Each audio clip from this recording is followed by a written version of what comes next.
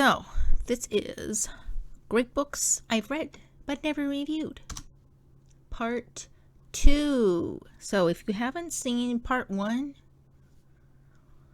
well, there's not really a particular continuation or anything, but go watch Part 1. These books are ones that I've read before joining Instagram, before joining Facebook, and sometimes before I had a smartphone.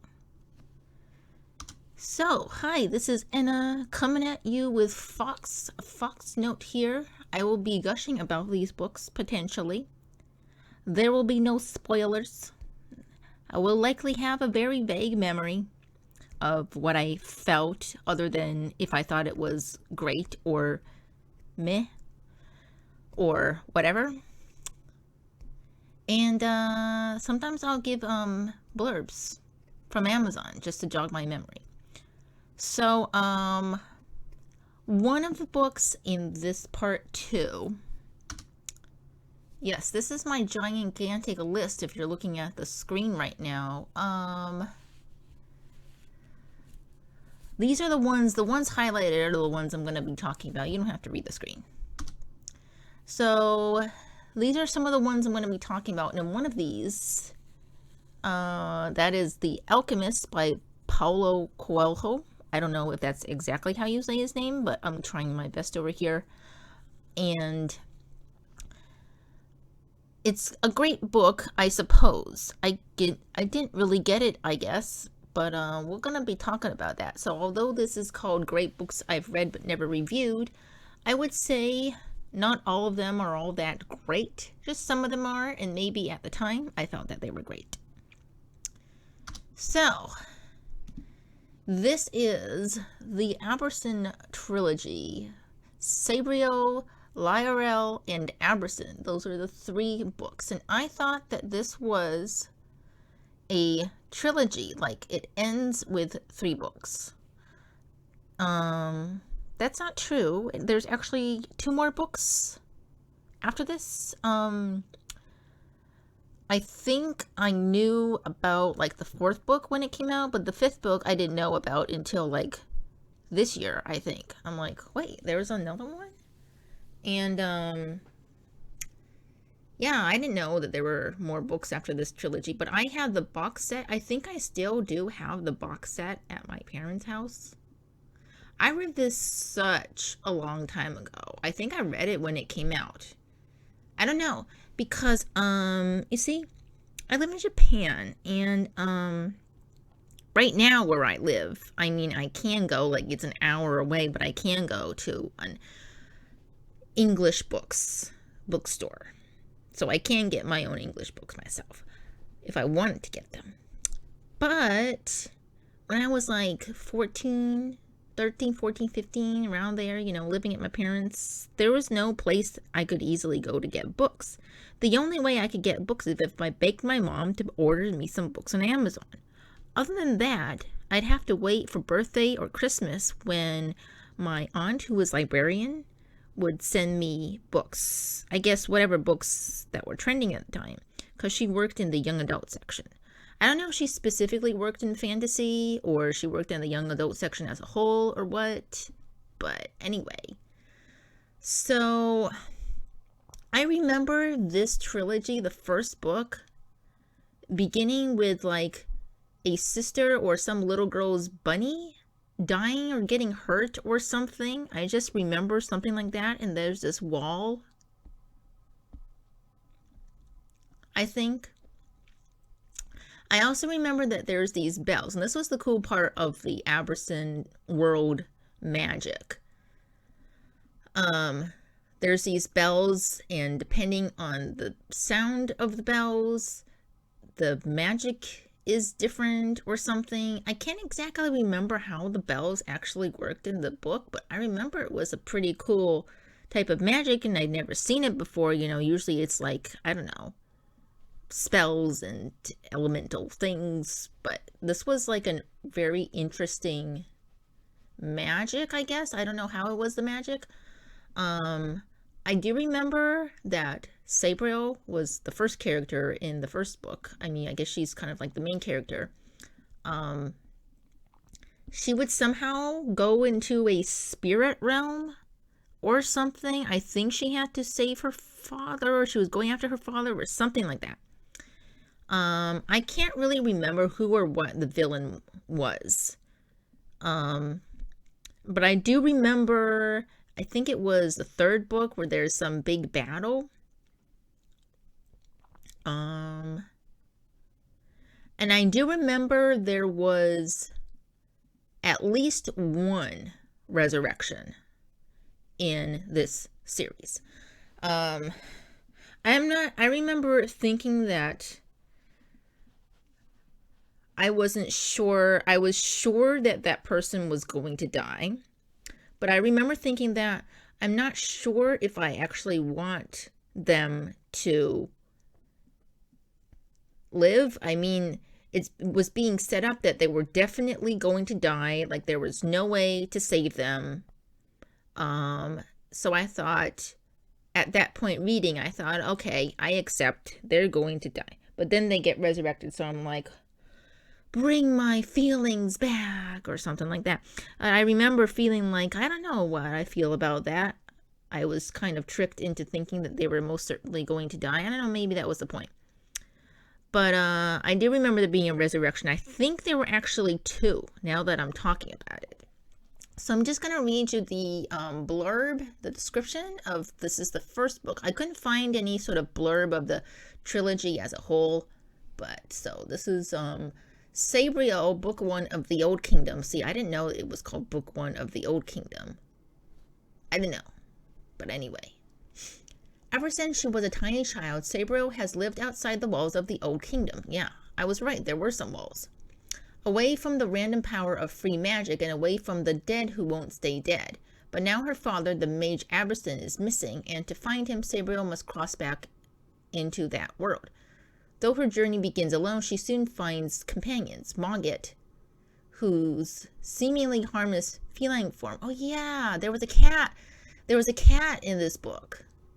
Maybe that's why I loved it so much. Because I like books with cats in them. Usually I like books with cats in them. Whose seemingly harmless feline form hides a powerful and perhaps malevolent spirit. And Touchstone, a young charter mage, long imprisoned by magic, now free in body, but still trapped by painful memories. I don't remember Touchstone. What is Touchstone? What's a charter mage? I have no idea. I don't have any memory of that. With threats on all sides and only each other to trust, the three must travel deep into the Old Kingdom toward a battle that will pit them against the true forces of life and death, and bring Sabriel face to face with her own hidden destiny. And I remember something with the bells or something, like Sabriel had at some point trained under her father, but that her father didn't really want her to get involved because it's dangerous. But then she has to kind of go in, be able to use these bells. And it was one of those things where it was like she knows immediately what to do. It was one of those things where there was no like training sequence or anything, but faced with a life and death situation, she knows immediately what to do. I feel like there was something about the bells, like the in what order sequence that she rings them, that she's able to open like the portal back so that she can like go back to her body or something. I feel like there was something like that with the bells.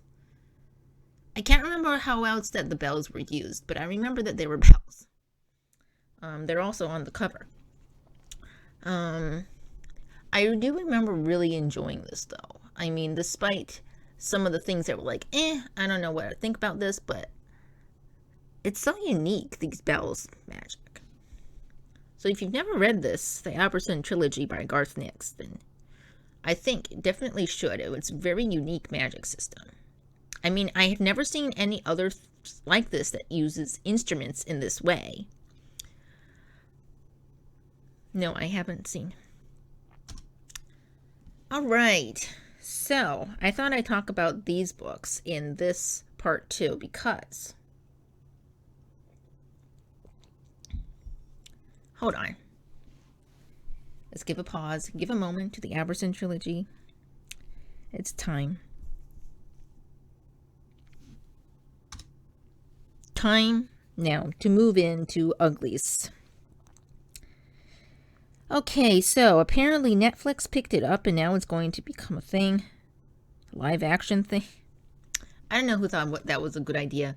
Now, at this time, we're going to start making a movie about a book series that it's like, we need to be all the same pretty people, and we need to, again, these other people who are considered ugly because they don't have perfect faces are going to be rebellious. Ooh.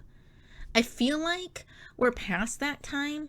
I mean, I saw that this book series came out in like 2006. I would have been like 14. Apparently it was a big thing because my librarian aunt sent this whole big set to me. I got the whole thing. I got all 4 books. Some of the stuff in these books were pretty cringe, and I feel like so many people read this set when it came out, and I sort of think of this as an initiation into rebellious teens and romance books. You know, it's like a rite of passage for people of my generation, at the tender age of 13, 14, 15. Yeah. I really don't know. You know,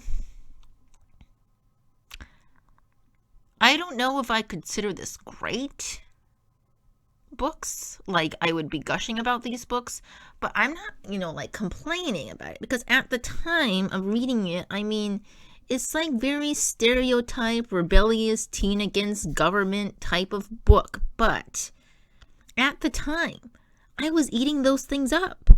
I was thoroughly enjoying this series until like the 4th book, which I'll get to in the moment, without spoilers, I promise. There was this thing throughout the series. I really don't, just a vague memory of how it started and everything like that. But there was this thing throughout the series called being bubbly. Okay, now this, from my understanding from reading the books, this was something like, it was, like being rebellious. It was equal to being rebellious and also acting out, and also not being like cool, calm, and collected, but the opposite of that, acting out, I guess. And it was called being bubbly. You would go and you would do things, whatever you wanted. You would do whatever you wanted, and you would just laugh and have fun and be bubbly, I guess. So there's this scene. I think this was towards the end or something. I can't really remember, actually. But there's this scene in the series somewhere where the main character and the love interest, I think it was love interest. I think the main character had a few love interests, actually. I don't know if there was a love triangle situation. I can't remember any of that. But anyway, the main character and one of the love interests knew they were being watched and being listened in on. So they were pretending that they weren't rebels anymore. Like I think they had gotten caught, and then they were giving like these chips or something in their necks or something like that. It's usually the necks, isn't it? And they're sort of walking along and they're pretending that they're not rebellious anymore. So they're saying all these things, ridiculous things. And then then the girl goes, "Bubbly is bogus." And I'm thinking like, bogus? Because I knew the word bogus, okay? But it was like, I felt like that was kind of old word to use. Even at the age of 14, I thought, do people still say that? Bogus? Really? Is that an actual word that people actually say in the States? Because I don't know. I live in Japan, but yeah, she says bubbly is bogus, and then the boy is like, that's too far. People will, like, saying that is somehow like too much, like she did too much and it actually would blow their cover or something. I don't know what happened after, but I remember that scene because I cringed so hard. It's like, Buckley is bogus. Like, what are you saying? Oh my gosh, don't say that. Not don't say that in the sense that you'll get caught, but like, oh my gosh, what are you saying? It's just ridiculous. Anyway, despite all the stuff that I'm saying about it, I do remember enjoying it. So, I mean, I think this is a rite of passage. So if you are like watching this and you happen to be a young person, like, or you're someone who has a teenage family member, I think this is a book that is books collection, that it's a series that's a rite of passage kind of thing. I mean, it's like so stereotypical teenage rebellion. So if you have someone who's in that phase, I mean, they would very much relate, you know, when you're in that phase of like 13 to like 14 or so, around that age, you know, you're going through changes in your body and everything like that. You want to act out. You want to go against your parents, stuff like that. It's sort of, you know, it's an outlet for that. You can read about somebody who did do that, and you can sort of put yourself in their shoes and sort of imagine that being you and stuff like that. And that's kind of fun, I guess. So, I mean, I would recommend reading it. I don't know about the movie. I mean, the Netflix series. I don't know. I don't know. I don't know. I don't know why they're picking it up now, too. I mean, it's been so long. This was in 2006. Some of you, like, young people now weren't even it's so weird to think that some people, like, if you were born in 2006, and right now it's 2024, right? So you would be 18. So if you were like 14, like you wouldn't have been born when these books came out. That is like so weird for me to think. Oh my gosh. Time flies. I feel old. No, I don't. So, there's one thing in this book, like in the fourth book, that I remember. This is just the nitpicky thing for me, I guess, because I'm Japanese, and sometimes some fantasy writers, sci-fi too, they like to use Japanese names without doing their research. It's okay if they had done their research and, you know, they put some actual name in, but sometimes they don't, and they just put in a name that they think is Japanese. If you're going to use obvious Asian names, at least do your research. I don't know if this, but anyway, I didn't really like the Asian character in the fourth book. See, this is where the fourth book comes out. The book it's the last one. It's called Extras.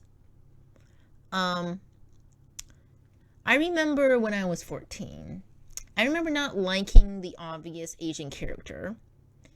I usually don't appreciate seeing obvious Asian characters unless it seems like the author did their research, as I said. So in the fourth book, there's this character, or there's this district or something filled with obvious Asian named people. One of them was Aya, Fuse, and when I first saw that last name, I thought, is it Fuse? Because in Roman letters, that's how you would read it in Japanese. You say Fuse.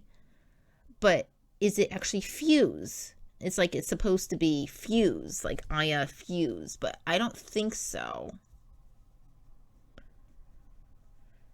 So, and if it is the Japanese way, what kind of a name is that? I've never heard of it.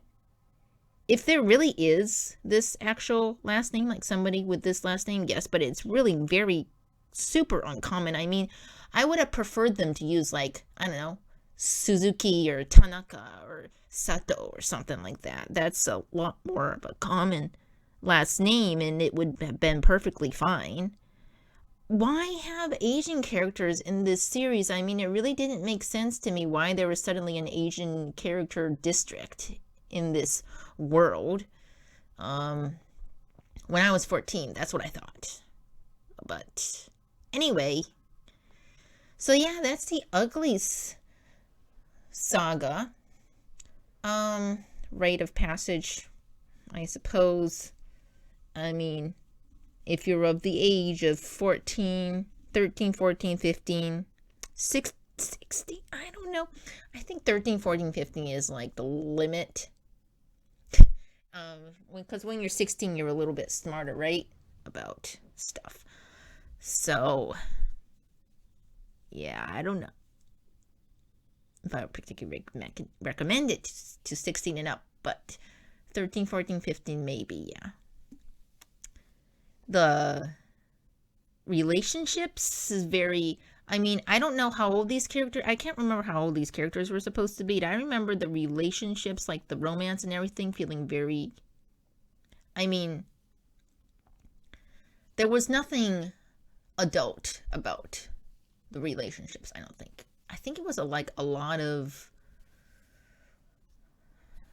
love at first sight type of stuff, I think. Lots of giddy romance and stuff like that.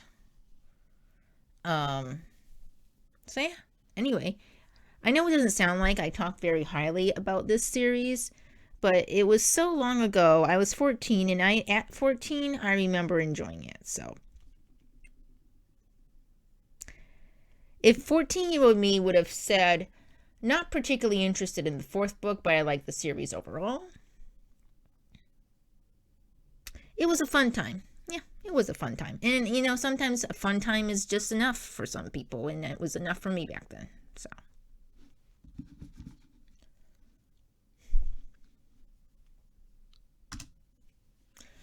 Okay, so The Alchemist by Paulo Coelho. So,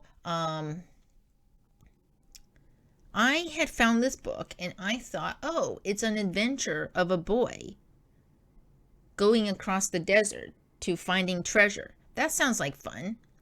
And so I bought this book when I found this book when I was 14. It was at a Japanese bookstore in an English book section. Those Japanese bookstores, they don't do that anymore. But they used to. English book section. And I got it there and I thought, this is going to be fun. I think I was too young to understand this. Or maybe not. So it's like a fable type of book, sort of like a philosophical journey. I thought at that time that it was going to be an adventure, and in a sense it was. The main character, the boy, he is told by his grandfather about this treasure, this like elixir or something like that, elixir of life or something like that, and this treasure or something. And I don't even remember why it's called The Alchemist at all. I know there is an alchemist that he meets like in the beginning who sets him off on this journey. And so the main character goes off to meet some people and some creatures, and he's made to have these really long thoughts and long moments seeking very extremely philosophical answers across a desert or something. I remember there was this one scene, I think this was the last creatures, people, things that he met. He's on this like edge or like cliff or something. He's meeting with the wind and the clouds, or it was the clouds and the sun, or the wind and the sun. I can't really remember what it was. But I thought that maybe this is the point where if he answers their questions correctly, that he will gain some powers or something. I thought, well, this is where the adventure magical part is going to come in. But no, nothing really happened. Nothing magical happened throughout the book. I was very confused what was going on. It was giving me it was very difficult. It was very philosophical, very difficult for me to understand. And I do enjoy books that make you think, but this book was like, I don't know, I didn't get it. the ending, it just threw me off my chair like, what was the point? I don't get it. So, without spoiling it for you guys, this was like I was told one thing about the entire book. I'm made to believe it. I'm made to believe it in my very core. Then at the very end, it just completely deletes the entire stuff that happened and gives me something that I completely did not expect. But it wasn't like a plot twist in the sense that, oh my gosh, I didn't expect that. It was more like, what? You put me through all of that just to get to this point here? Like, what was the point of putting me through all that deep philosophical stuff? Like, I don't get it. I don't know. I think there's probably some message there or something. Like, maybe, I don't know. Maybe, I don't know. I do feel like there's a message there, but I'm just not getting it.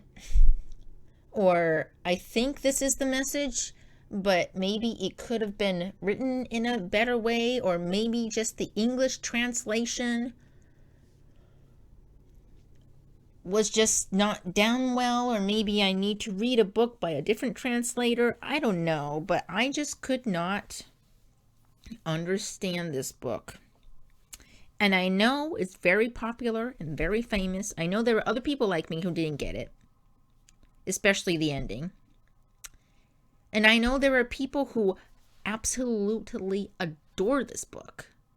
So I guess they got it. But I didn't, so why is it here? Well, it's a great book in the sense that a lot of people like it, and it's so extremely popular. It's a great book. Not particularly to me, but it is a great book. I just didn't get it. Yeah. Well, I mean, sometimes I think maybe one day I'll try it again. But then other days I think, when I have nothing else to read, maybe I'll read it. When will that be? I don't know. I have so many books on my TBR, so maybe never. I don't know. But I just didn't get it. Have you guys read The Alchemist? If you have, did you get it? Did you like this book? Did you like it? Like, what did you like about it? I'm genuinely curious. Don't spoil anything, but like, what did you like about it? I want to know. Tell me in the comments. Coffee break, coffee break.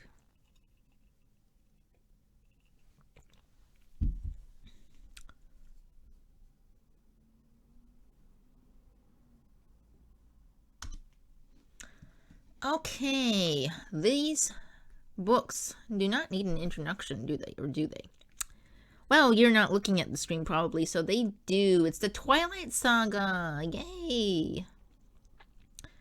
I mean, do I need to go over the plot of this? Small town, miserable girl meets sparkling vampire guy. They fall madly in love. All kinds of stuff happens. And there's werewolves. Okay. So this series, the Twilight Saga by Stephanie Meyer, is the series that started the whole thing with vampires and werewolves. Yes, it's one of those books. Sort of like the books that start the era. Like the Hunger Games is like the books that start an era of like dystopian books and lookalikes and copycats. So the Twilight Saga started a whole series of vampires and werewolves going on, and romance with vampires and all that stuff. So, I probably wouldn't have got these for myself, but my library aunt again. Coming in, she gets me these books for my birthday. All of them. The entire hardback Saga. All right. So, I remember at the time not sure if I'd be interested in reading these, but then I thought, you know what? She sent them to me. I don't have anything else to read. I'm going to just read them. I enjoyed it. Not going to lie. I enjoyed it at the time. I think I was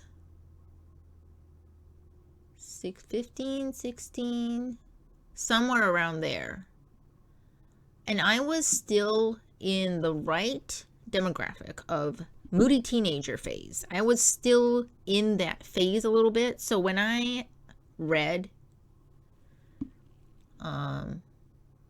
these books, I do remember it being depressing. Like there's this one moment where the main character, I really completely forgot their names. I remember Edward, but I don't remember the main character's name. I don't know why I completely forgot her name. I do remember there was this whole big section where she's just completely, utterly depressed. And I do remember that feeling very depressed about that part. But it didn't feel out of character or anything. She's sort of a moody, miserable kind of girl to begin with. So I didn't feel like it was weird or out of character for her to be depressed and moody. And the overall setting, from the very beginning, it was just giving moody, gloomy vibes anyway. And the only spark in her life was a sparkling vampire. So, yeah. I do remember enjoying it, though. But I wasn't interested in watching the movie because when I saw, okay, this is just my opinion, all right? So I was still in that point of my time where I was still thinking, oh yeah, I quite enjoyed that series. Then I saw that the movie was coming out and I was like, that is who they're casting as Edward? That guy? No hate on the actor or anything. I just did not imagine Edward looking like that at all. That is not how I imagined him looking. Like who decided that was Edward? I don't know. The girl, fine. Yeah. That guy as Edward? No, that's not Edward at all. So that's why I didn't want to watch the movies. And I'm also glad that I didn't watch the movies because there was a lot of stuff in there that I realized they'd done different and weirdly and stuff and all this sexual stuff in there and all this stuff. But I was curious. Many years later, I did become curious about how they showed the werewolf transformation and the sparkling vampire and that sort of stuff. So I did go look for clips.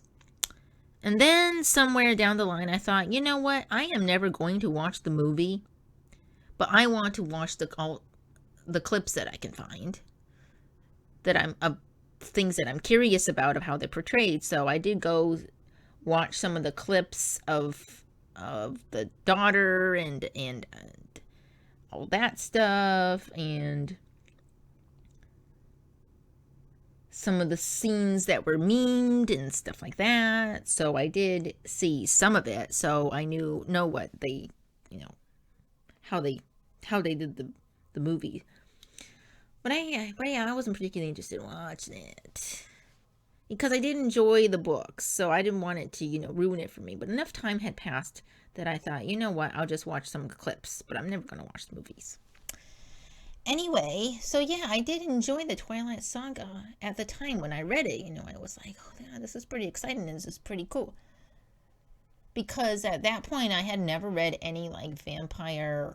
I never read any fantasy, a fantasy that was specifically This is fantasy and this is romance type of book. I have never really read any like that. So yeah, this was kind of new and refreshing. Not refreshing. It wasn't refreshing, but it was very depressing and gloomy. But yeah, I mean, I was in one of the camps of people that said, yeah, I enjoyed it. So when people were sort of really being like critical and sort of negative about the series, I just like kept quiet because like I liked it. I liked it too. I just kept quiet. Okay. Yeah. And it was around the time I finished these books, it was that around that time that I joined a writing community, online community for the first time, and that's where they were sort of like really like talking bad about this saga, like a lot of people who didn't like it, but I thought, you know what, I kind of liked it, so I didn't say anything. I didn't say anything then. Well, I actually liked it because I didn't really know how to like defend myself online like that. So I didn't say anything.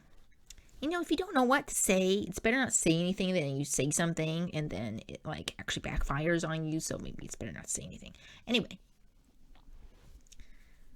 So yeah, the Twilight Saga was also part of my teenage years.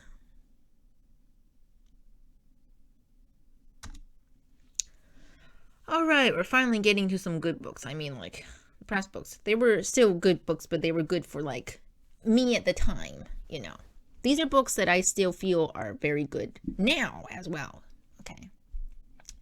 So this is Invisible by Carla Buckley. And I think this book wasn't something given to me, but something that I found on my own. I can't remember where I found it. Either it was Japanese bookstore, English book section, or it was when I went to the States and I got this book. I can't really remember how I came across this book. But sometimes I just see a book and it looks interesting and I just pick it up on a whim and then it's actually pretty good. So this was one of those books. So something to remember about this book is that the main character's sister is sick and she's getting like chemotherapy, but it's not clear if it's cancer. We don't know why she is sick, and the main character has like come back to this small town and she's like trying to connect with her niece, and there's this like family secret. I do remember that the niece's name is Peyton, Payton or Peyton, I don't remember which. And I remember when I first saw this name Peyton, because this was the first time I saw the name Peyton, and I was like, nah, that can't be a real name. Sorry to all those Peytons out there, because, well, now I know, of course, it is a real name. But I remember being confused. Is Peyton like a girl's name or a boy's name? As if that really matters. That doesn't really matter now, but at that time it was like, is this a girl or a boy? I don't know. I guess it's a girl because it says she, so. Anyway, that's what I was thinking at the time. Now, does it really matter if it's a girl or boy? Not really.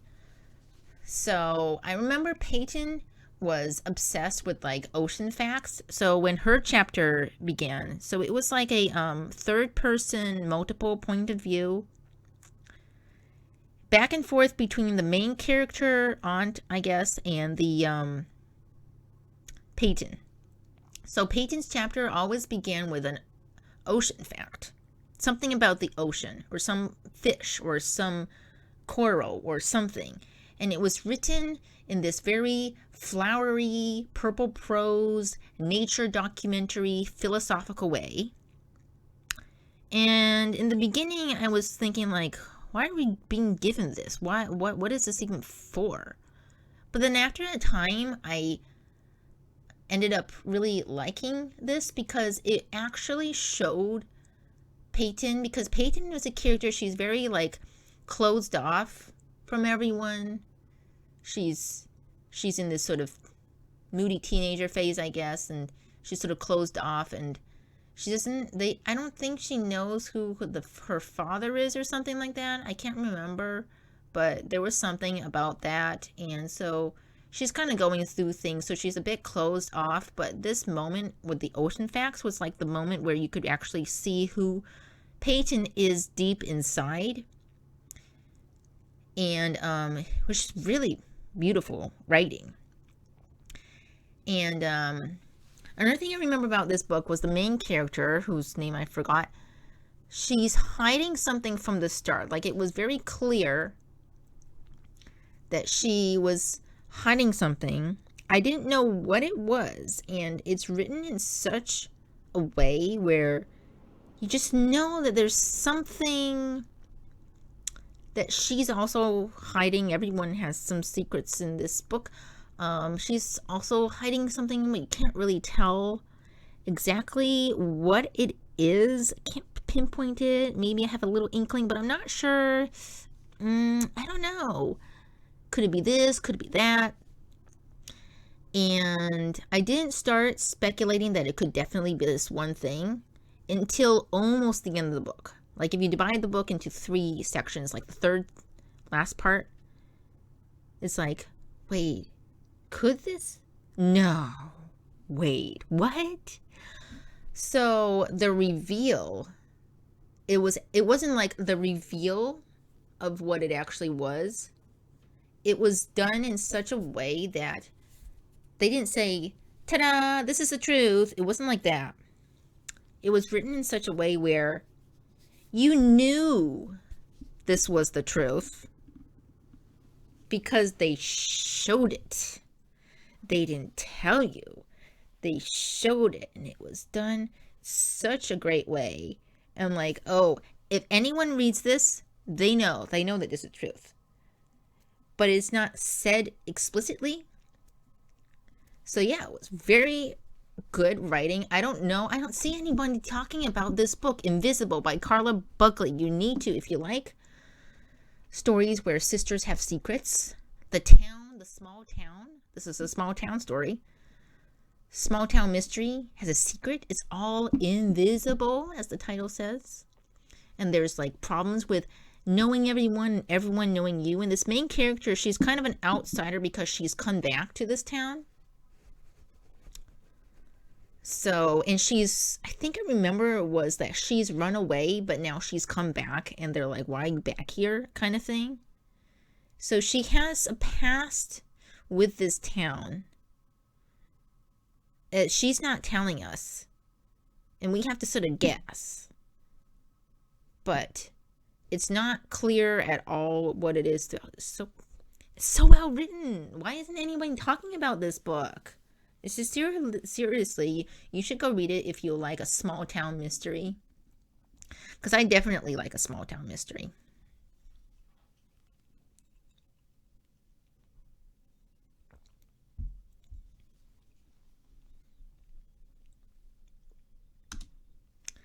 Speaking of small town mysteries, this is another one.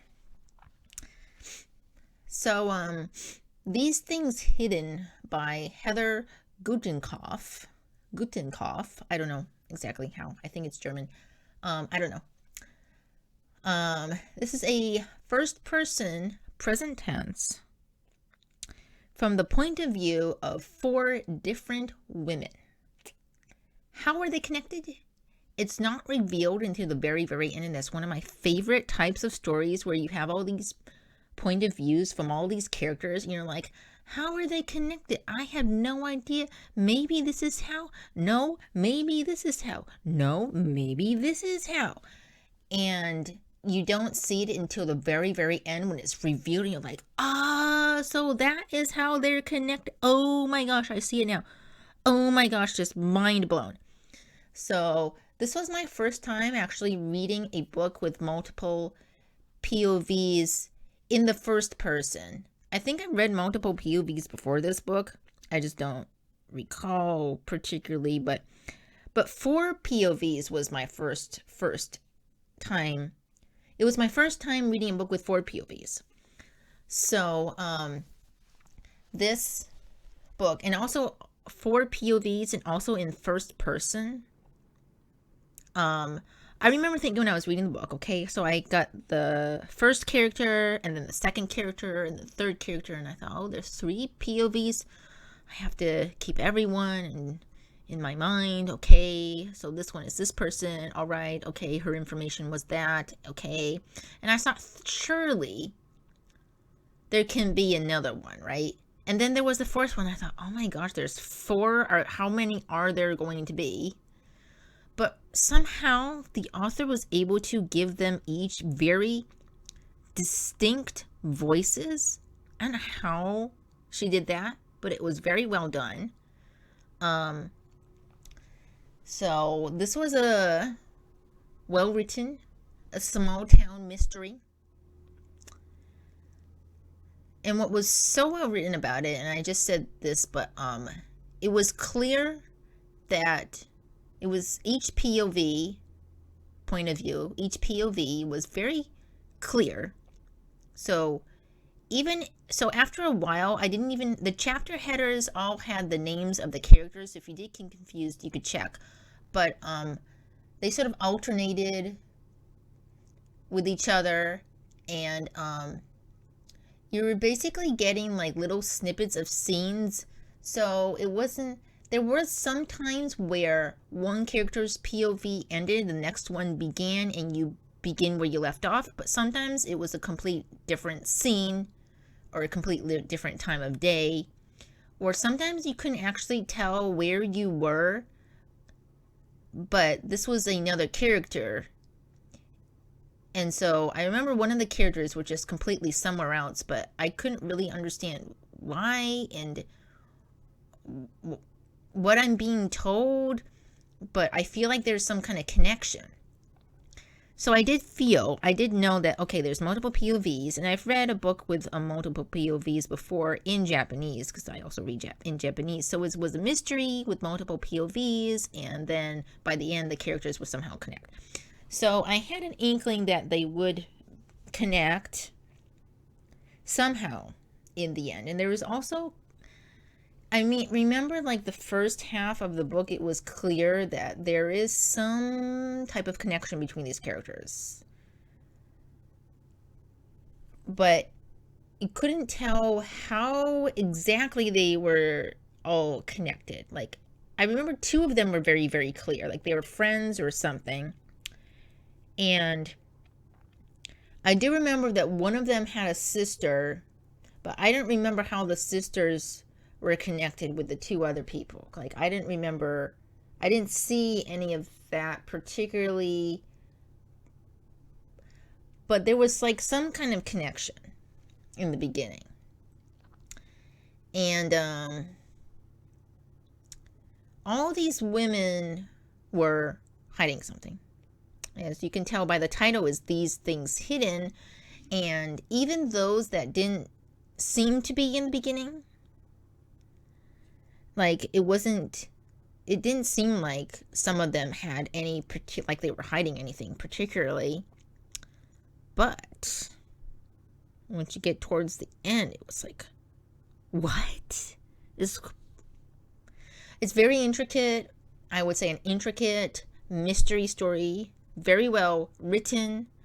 These character voices were very well established. They're about these 4 women, and they all have their secrets, their troubles, and their pasts. All of this very nicely intertwined. So I'd highly recommend this book if you like another small town mystery about relationships and secrets and mystery in a small town mystery. I already said that. This book is for you. Never see anyone talking about this book. Why? Is it because it's so old? I don't know. It's not that old. I mean, compared to like The Alchemist, it's not that old. Why isn't anyone talking more about this book? I think they should. So, yeah.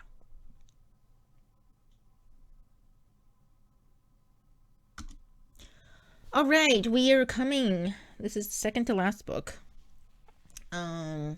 This is The Shadow of the Wind, one of my most favorite books of all time. This is the first book that I sort of first quote, grown-up book that I bought on my own instead of waiting for my mom or for my librarian aunt to recommend something to me. So, The Shadow of the Wind by Carlos Ruiz Zafón. I don't know exactly how to say his name. I think I was in high school, maybe 16 or 17. My mom and I were at the Japanese bookstore, and I was looking at the English book section. I just happened to see The Shadow of the Wind. I thought, what is The Shadow of the Wind about? And I pick it up, and what I usually did at the time was I go look at the blurb. And there was a blurb by Stephen King, and I thought, yeah, I know Stephen King. He's pretty popular. I've never read anything by him, but I could probably trust his word. So I just read the blurb, and it says this is a story where subplots have subplots. And I'm like, how does that happen? How do subplots have subplots? So I thought, I need to go and I need to get this book and find out what it means that subplots have subplots. He was right. It did. The subplots have subplots. Yep. This book is about a book. The Shadow of the Wind is about a book called The Shadow of the Wind. And what happened to the author of The Shadow of the Wind? And why did he not write any more books? What happened to him? There is also a forbidden or forgotten library. The Library of Forgotten Books. Forgotten Library of Books. The Library of the Great... I can't remember exactly the name of the library. Library of Forgotten Books or something like that. It's beyond a graveyard or something. I think. Where the main character is told by his father to go choose a book from this library. And it would be a book that would call to him. And the book that called to him was The Shadow of the Wind. And so the main character gets completely obsessed with this book that he reads. By the way, he and his father owns a bookstore. And the story takes place in this bookstore, a lot in this bookstore. And he becomes so obsessed with the mystery of this book, like what happened to the author. Like, he really enjoyed the story and he wants to know what happened and why did he not write more books and all that. There's a mystery going on. And so he goes about in his way to figure out the mystery of The Shadow of the Wind. Little did he know what he was getting himself into. For all those bookish peeps out there, this book is for you. I would say that I wouldn't say this book is for children. It's not. I was 16, 17 when I read this. There was nothing in the book that was very sort of like adult content.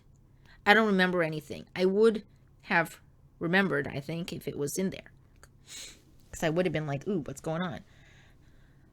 There were some, vulgar characters, but they didn't really have a lot of screen time. Some people have criticized these characters, like, saying these certain things. This is also happening in, I think it was Barcelona, during some kind of historical moment. Like, this book takes place in, like, a historical moment. And there were some people, like, criticizing the portrayal of this time. But it's a book. It's a fictional book. I mean, is that going to be your criticism? Maybe your criticism should be more about the plot, Like, it's as if, like, going back to that series, Uglies, it's as if I criticized Uglies for having an Asian character. I mean, I'm not criticizing them for having an Asian character, and that's not a good critique. I should be, critiquing the plot if I were going to critique it. So I don't know what their problem is with The Shadow of the Wind. I liked it, and I think that the way the times were portrayed, the era and everything, it really set the tone of the book. It's so dark, mysterious. It's like you're walking the streets and there's like a fog rolling in, and there's like one lamp post, and that's the only light that you see. It's dark and it's gloomy, and it just feels like moist in the air because of the fog and the mist and everything, and there's no one about, and all you hear is your own footsteps. Or do you? That's sort of like the vibe of the book. So, The Shadow of the Wind. I highly recommend this book if you like a very intricate mystery. It's a story where subplots have subplots. I can say 100% that Stephen King is right. Okay, because I read this book and I immediately thought, oh yes, it does.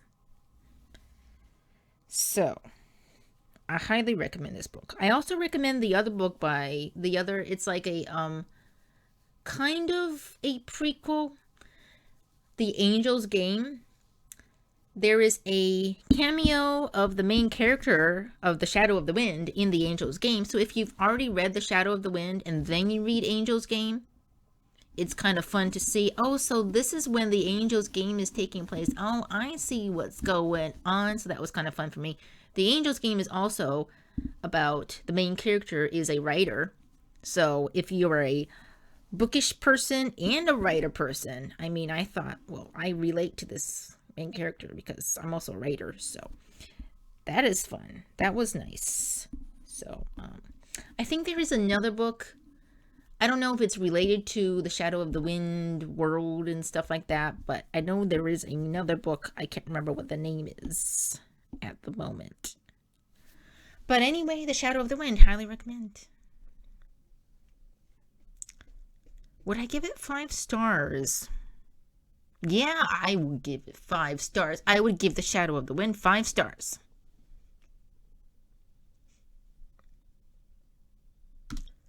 Alright, we are finally at the last book. Sorry if this has been so long, but I hope it's been interesting for you guys and you would pick up some of these books if you find them interesting.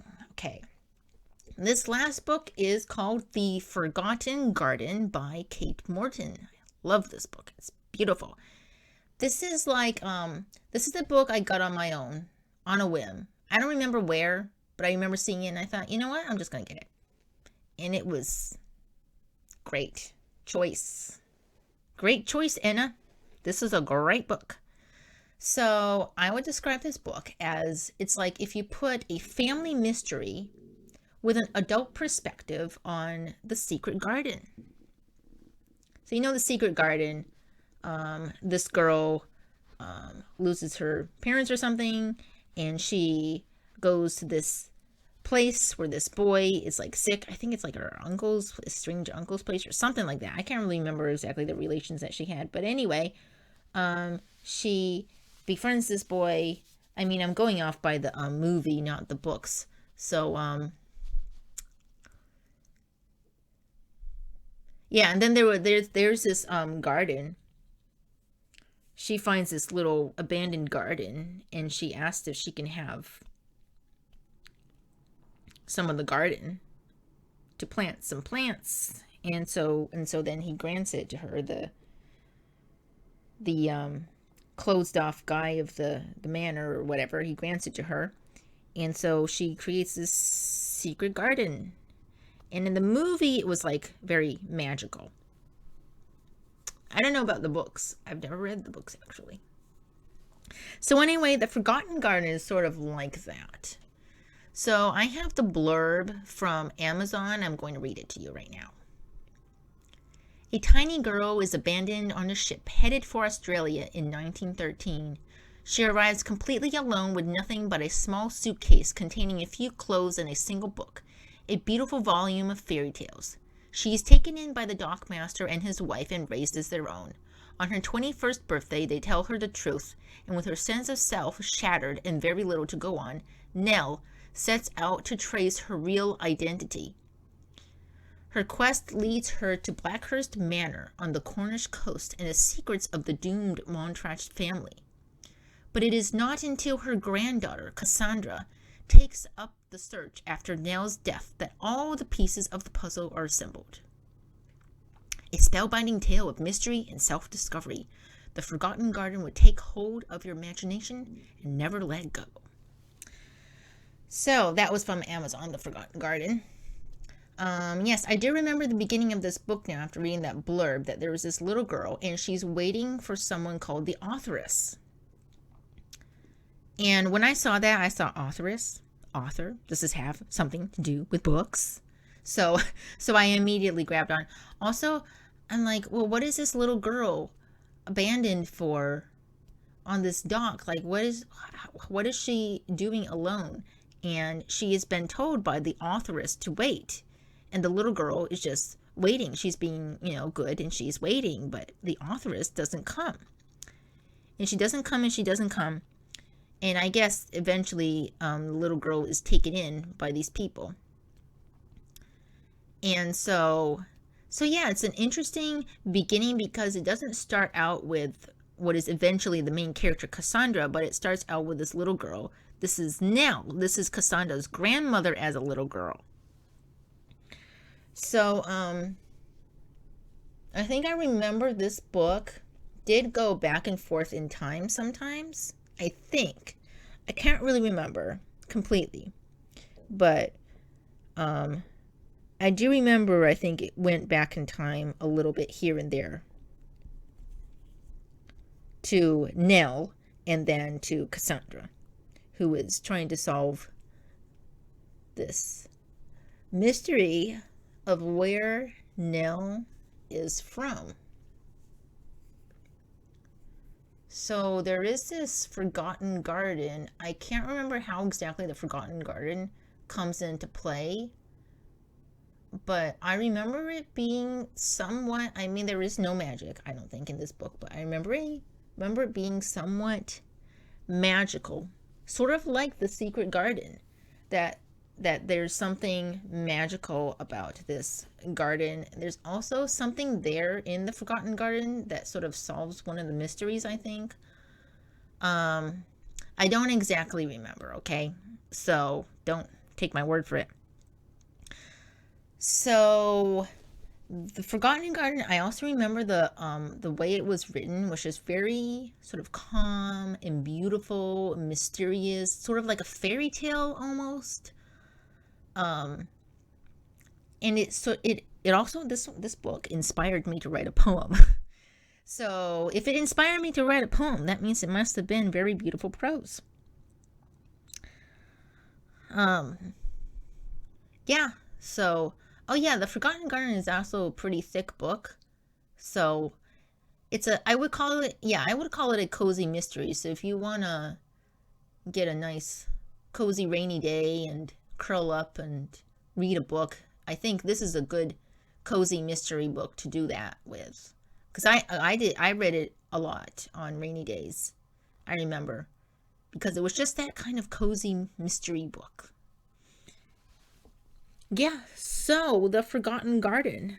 I don't know if I'm able to convince you to read this book, but highly recommend it. I would give this a 5. Would I give it a 5? It might be a 4, but it's pretty close to a 5. I might give it a 5. I feel like I want to read this book again, actually. I don't think I brought it with me, but I do still own it. So, yeah, this is a great book. This book made me want to read more books by Kate Morton, but I never picked them up. I don't know why. I need to go look for more books by her. There were some that I was curious about. Can't remember what they were called. Anyway.